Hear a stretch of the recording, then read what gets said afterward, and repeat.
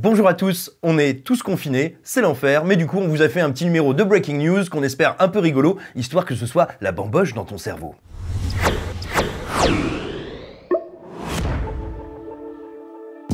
Aujourd'hui, on va parler de différents sujets dont plusieurs sont liés ou du moins apparaissent comme connectés et ont à voir avec la culture de l'annulation ou la cancel culture, comme on le dit assez souvent. En fait, parce qu'on va vous causer de Johnny Depp et de ce qui lui est arrivé sur Les Animaux Fantastiques. On va également vous parler du sort qui est fait à Sacrée Sorcière de Robert Zemeckis et aux différentes questions, colères, polémiques que le film soulève. On va aborder ce qui est arrivé à Roman Polanski il y a quelques heures avec l'Académie des Césars, et puis on terminera en vous parlant d'une réalisatrice, et puis on va faire un peu de FAQ pour une fois. C'est donc un programme chargé, et qu'on espère un petit peu divertissant, vu que, comme tous les vendredis, on est là pour commenter l'actu, vous en dire un peu plus, revenir sur ce qui s'est passé, ce qui nous a semblé le plus intéressant, le plus marrant, ou le plus pertinent, bizarroïde, et essayer de mettre un peu tout ça en perspective.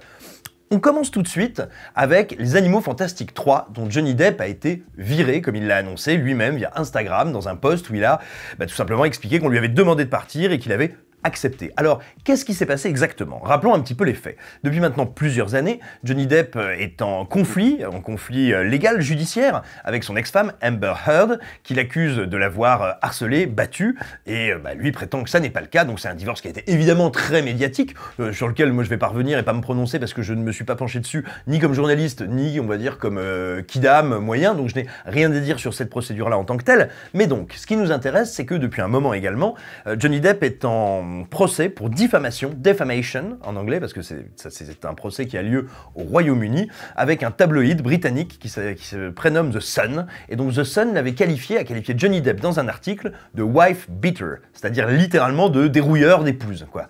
C'est un terme qui est à la fois plus familier, plus violent, et on va dire moins neutre entre guillemets que tout simplement un terme qu'il qualifierait de violent ou de violence domestique. Il y a un côté un peu gouailleur là-dedans, comme aiment bien les tabloïds britanniques, qui on va dire appuie encore la violence de l'accusation, et donc Johnny Depp a porté plainte pour diffamation. Or c'est ce procès qu'il vient de perdre et qui a très vraisemblablement déclenché la décision de Warner.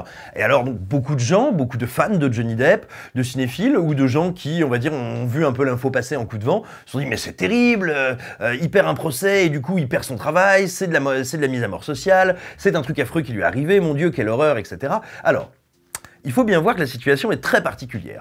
Déjà, premièrement, parce que Warner a dû repousser déjà plusieurs fois le tournage, et donc la sortie des Animaux Fantastiques 3, parce que le deuxième a contre-performé au box-office. Ça veut pas dire qu'il a fait un four, ça veut dire qu'il a rapporté moins que prévu, un peu plus de 600 millions de dollars si ma mémoire est bonne, mais très clairement, ce qui était visé, c'était le milliard. Donc le studio a dit, bon bah ok, on va tout réécrire, on va tout repenser, et donc ça a déjà fait des surcoûts importants et repoussé la sortie du film.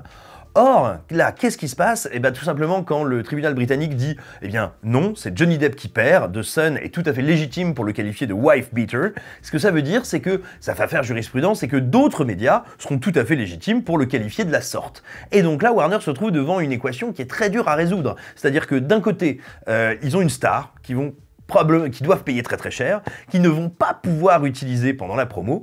Ça, c'est quand même un comble, c'est-à-dire qu'effectivement, vous voyez, s'ils le sortent dans les junkets et dans la promo, soit il va falloir dire à la presse « Ok, mais vous parlez surtout pas de ce problème-là, vous n'évoquez pas les condamnations ou les procès en cours », ce qui est compliqué, et ce qui peut même, on va dire, faire des retours de flamme en termes de promo. Or, pour le studio, avoir une superstar comme Johnny Depp, c'est surtout pour la promo. C'est évidemment un espèce de projecteur sur le film. Si tout d'un coup, ce projecteur ne fonctionne plus, c'est un peu embêtant.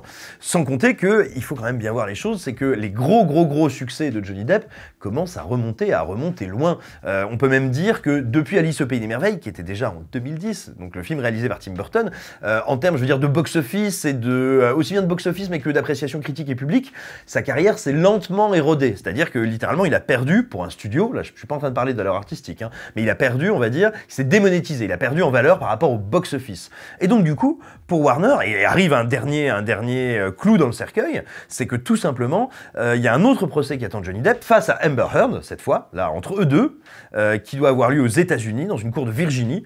Et or, la cour de Virginie a statué que Johnny Depp devait être présent à ce procès, qui va avoir lieu très prochainement, courant novembre, précisément quand Johnny Depp devait tourner ses scènes pour Les Animaux Fantastiques 3. Donc Warner s'est dit, ça représente un trop gros risque, aussi bien financier que marketing, que d'image.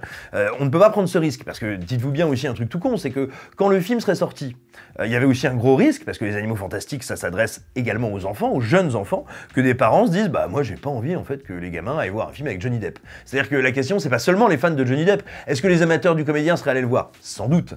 Est-ce que des gens qui sont moins passionnés par sa carrière, ou tout simplement qui, on va dire, accompagnent leur môme, y seraient allés?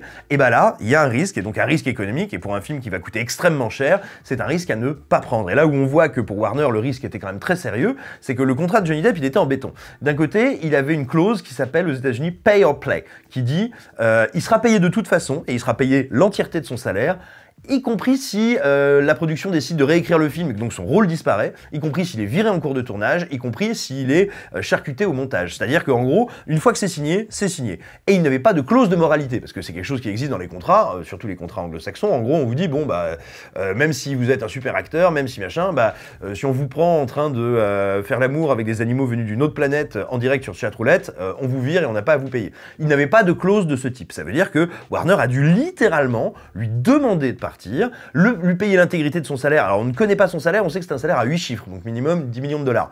Ça fait une sacrée note. Et donc a priori, ce qui se passerait là, on se dirige vers donc le départ de Johnny Depp et son remplacement par Mads Mikkelsen. Donc voilà, ça c'est une grosse affaire, mais dont il faut bien voir qu'elle est peut-être bien avant qu'il soit question de scandale ou de rapport à l'éthique, à la morale, c'est avant tout une question commerciale et de risque commercial que Warner ne voulait pas ou ne voulait plus prendre. Ensuite, deuxième situation dans laquelle on a vu les termes polémiques, scandale, cancel culture, boycott surgir un peu partout, c'est celui de Sacrée Sorcière, le film de Robert Zemeckis, qui s'intitule en anglais The Witches, et qui est un remake de The Witches de Nicolas Rugg, qui est une adaptation du roman de Roald Dahl.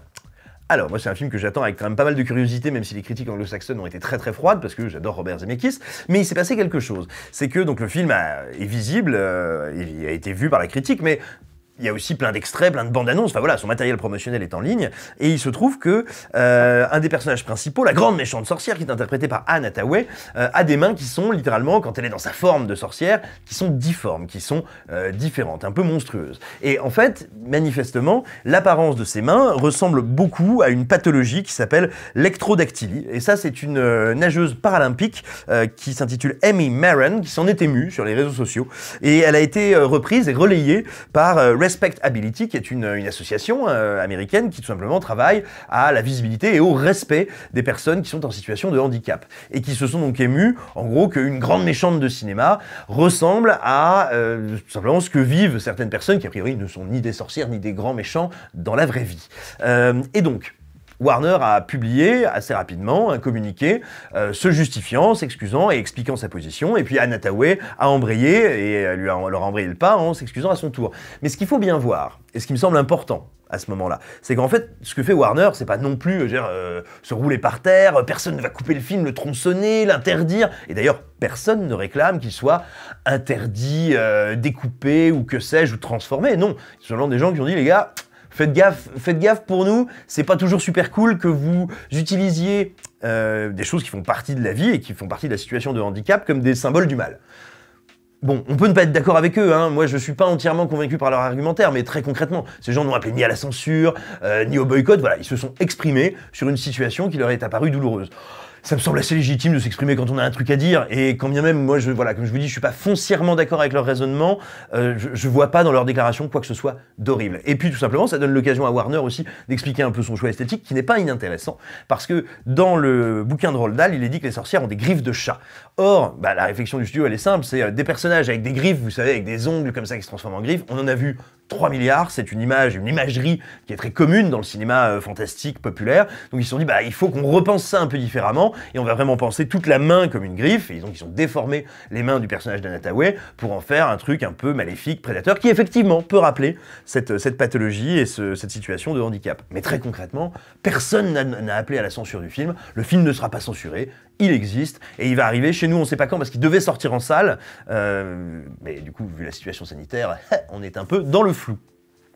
Autre sujet, l'éviction de Roman Polanski de l'Académie des Césars. Alors, il faut bien voir que c'est un sujet qui a l'air tout simple. Hein. On se souvient que lors de la dernière cérémonie des Césars, il avait reçu, son film J'accuse avait reçu plusieurs récompenses et lui-même avait reçu la statuette du meilleur réalisateur, ce qui avait provoqué, là pour le coup, une vraie polémique, un vrai scandale, et notamment la fameuse image du départ d'Adèle Haenel de la cérémonie, et tous les commentaires, notamment celui de Virginie Despentes qui avait été intensément relayé. Bref, tous les commentaires qui s'en sont suivis. Et donc, on se demandait un petit peu comment allait évoluer cette situation, et avec le renouveau de l'Académie des Césars, à quelle sauce allait être mangé Roman Polanski. Alors, ce qu'il faut bien voir, on lit un peu partout depuis quelques heures que Roman Polanski a été viré des Césars. C'est un peu plus compliqué que ça. Il faut savoir que c'est une vieille institution, l'Académie des Césars, qui a bien attendu avant de se rénover, avant de se repenser. Et donc là, elle a changé totalement son fonctionnement. Alors, qu'est-ce que c'est l'Académie des Césars? Ce sont 4300 membres de l'Académie qui sont des représentants de toutes les professions du cinéma. Ça va des attachés de presse aux producteurs, aux distributeurs, aux techniciens, monteurs, chefs opérateurs, et évidemment réalisateurs, comédiens, ce que vous voulez, bref, des gens qui représentent l'industrie, tout simplement qui ont leur carte professionnelle.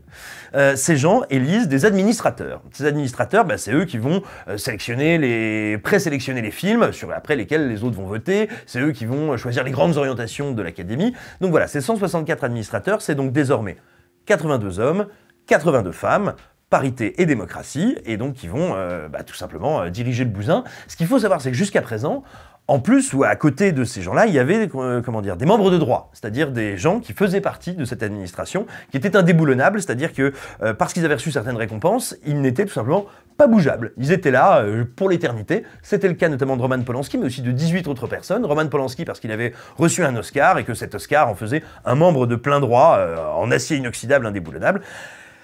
L'Académie des Césars a décidé que désormais il n'existait plus de membres de plein droit. Donc oui, Roman Polanski par définition n'est plus membre de plein droit, et peut-être qu'il sera réélu par ses petits copains, hein, c'est possible, qui sait, ça m'étonnerait, mais qui sait. Mais néanmoins, c'est pas Roman Polanski spécialement qui s'est fait dégager, ce sont les 19 membres de plein droit. Tout simplement, vous ne pouvez plus aujourd'hui recevoir un blanc-seing qui vous amène à l'Académie des Césars pour l'éternité, ça ne fonctionne plus comme ça.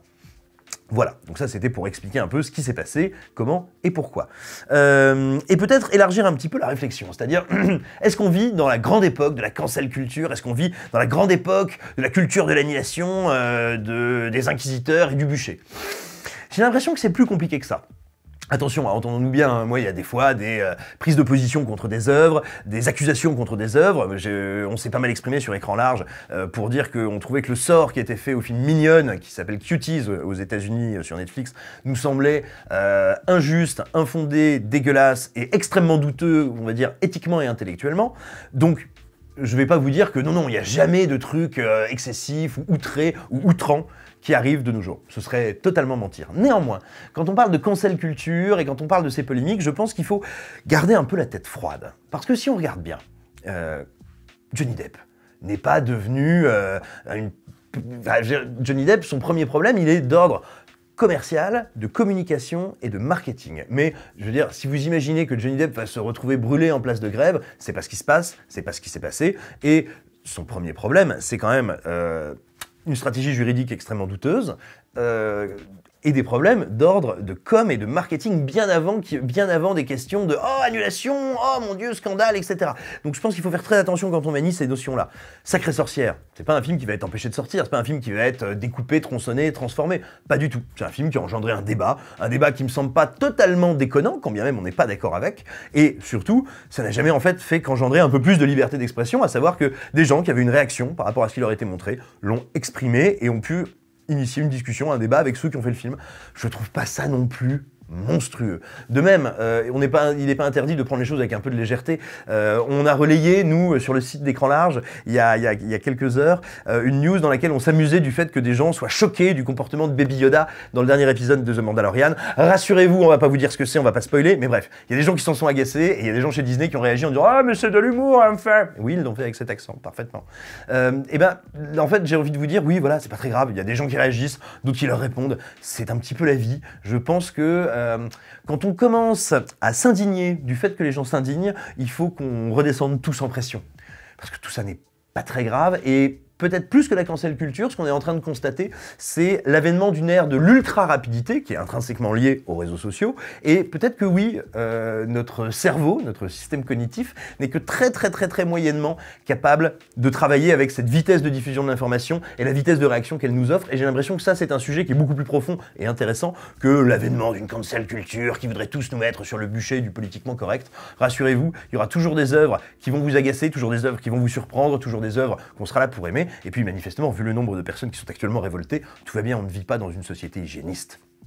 Ensuite, je voulais vous dire un petit mot très rapide. Il y a une grande réalisatrice française, Nelly Kaplan, qui vient de nous quitter, qui est décédée à 89 ans du Covid-19. C'était la réalisatrice d'un... C'était pas qu'une réalisatrice, c'était aussi une écrivaine. Elle a écrit des textes érotiques qui ont fait face à la censure fin des années 60, début des années 70. Ça a été une poétesse, une intellectuelle, et donc une réalisatrice. Elle a réalisé un très grand film que je vous recommande de regarder qui s'appelle La fiancée du pirate. Si j'étais méchant, je vous dirais que c'est Dogville en plus malin, plus mordant et plus fou. C'est un film avec Bernadette Lafont où elle interprète une jeune femme qui est à tout niveau, sexuel, moral, philosophique, humain, économique, victime des habitants d'un petit village assez glauque. Et un jour, elle décide d'organiser sa vengeance et c'est vraiment un film qui mord et qui fait du bien. Voilà, regardez-le et rappelons-nous de l'œuvre de Nelly Kaplan, elle le mérite largement. Enfin, on va inaugurer un petit truc avec cette vidéo qui est les FAQ. Ça fait quelques temps qu'on vous dit si vous voulez nous poser des questions sur la vie de la rédac, sur comment fonctionne l'écran large, faites-le et on trouvera un moyen de le traiter. Et ben on va le faire dans les breaking news et on termine donc cette vidéo par une des questions qui a été les plus récurrentes que vous nous avez posées sur la page YouTube, c'est comment fonctionne la vie de la rédac et comment est-ce qu'on se répartit les différents travaux, les différents articles. Alors je vais vous le dire en un mot, en gros, il y a deux grands axes. Le premier, c'est ce qu'on appelle la conférence de rédaction. Toutes les semaines, on fait une grande réunion avec l'équipe où on définit, déjà on fait le point sur la semaine qui s'est écoulée, on définit quels sont les sujets qui arrivent, quelles sont les œuvres qu'il faut traiter et donc quels sont les articles qu'il faut faire. Et ben on se les répartit alors en fonction de trois critères, nos goûts, parce qu'il y a des trucs qui t'intéressent, qui t'attirent, qui provoquent un élan ou pas, en fonction de nos spécialités, parce que tu peux être très intéressé par un film, mais c'est forcément un auteur que tu connais bien, c'est forcément une cinématographie, un cinéma dont tu es spécialiste, et puis aussi le temps. Parce que bien sûr, on n'a pas tous le même temps à notre disposition, on travaille plus ou moins vite, avec plus ou moins d'excitation, avec des techniques différentes. Donc voilà, on essaye de se répartir les articles en fonction de ces trois, si j'ose dire, de ces trois pôles. Et puis après, il y a un deuxième grand axe qui est, comment dire ça, qui est tout ce qui va tomber très rapidement. Ça, c'est les news. Les news, les brèves, les communiqués qui nous tombent un peu dessus, ça, on se les répartit en général en début de journée, le matin. Et après, bien sûr, il peut y avoir des imprévus, des choses où on doit improviser, se retourner, mais voilà, un peu, on va dire, ce sont les deux grandes branches de travail, de réflexion. Et bien sûr, là je vous parle des articles, parce que Écran Large est avant tout un site internet, mais c'est exactement la même chose pour les vidéos. Il y a une section sur les vidéos dans notre réunion hebdomadaire, où on se dit, tiens, il faudrait parler de telle œuvre, tiens, on pourrait faire un retour sur tel film, qui en a envie, qui en est le plus capable, est-ce qu'on le fait tout seul ou à plusieurs, et ainsi de suite. Et donc on travaille dans un mélange de réactivité, on essaye aussi un peu de prévoir ce qu'on fait, et en ménageant nos désirs, nos envies, et littéralement notre agenda. Voilà. Et écoutez, je vous dis à la semaine prochaine.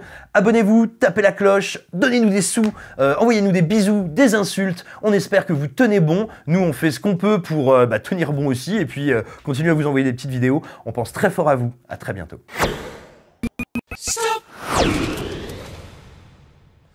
J'ai plus d'oxygène dans le cerveau!